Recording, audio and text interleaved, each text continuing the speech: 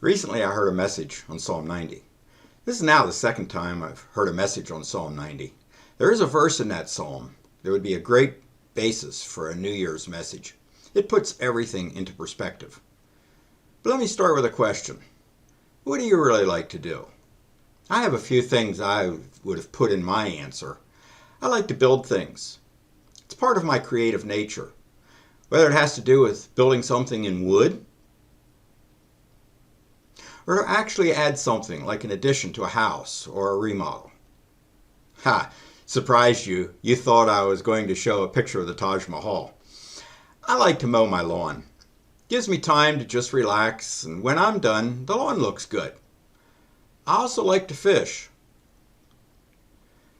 Maybe it's getting out in nature, or maybe it's just a time to spend with my grandchildren.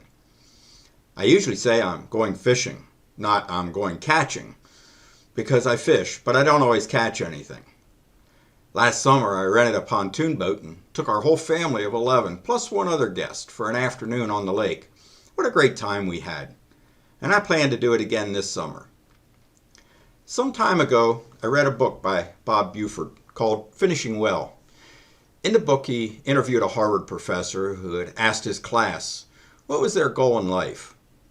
Most of the answers were to be successful. He then asked them to explain what that meant. Answers were things like to be rich and famous, or to have fame and fortune.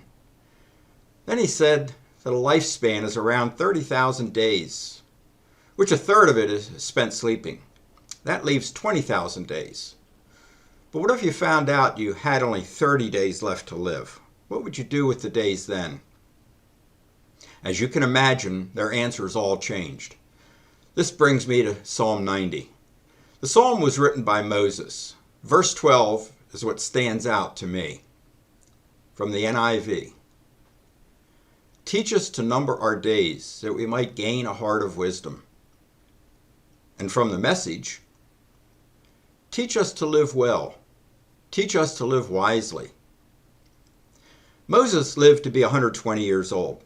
His life spanned a time when he was a prince in Egypt, then a man on the run, then a shepherd, then a liberator, and finally a leader in the wilderness. He certainly had a wide range of life experience. Yet, here he is praying for the ability to number his days and to gain a heart of wisdom. When I look back over my life, first as a teenager, then a young adult, then getting married, becoming a father, and then a grandfather, I see my take on life changed over those years. When we take time to number our days, we realize that each day is a gift, and that we should spend it wisely. Do our goals sound like those of the Harvard college students? Or have we gained a heart of wisdom and are more able to see the big picture? I read this quote somewhere and then wrote it down and posted it on my computer monitor so that I could read it every day. The value of a life is always measured by how much of it is given away. If our leaders believed that, would we see a different atmosphere in the government? But what about us? If we believed that, how would we spend our days? I remember a time when my wife and I were getting gas at a Sheetz. I saw a man over at the edge of the parking area with his motorcycle, and he looked distressed. I said to my wife, I need to go over to him. He had a flat tire and had no way to fix it, and it was getting dark. I used to ride a motorcycle and knew very well what he must have been feeling. I told him to give me a minute, and then I called my son and asked if he could bring his truck and trailer over. In about 10 minutes, he was there, and the man then pushed his motorcycle onto the trailer. He said to me, "What kind of person does this for a stranger?" It would be my hope and prayer that all who call themselves followers of Jesus would be that kind of person. This could be a very long video if I quoted all the places in the Bible that mentioned wisdom.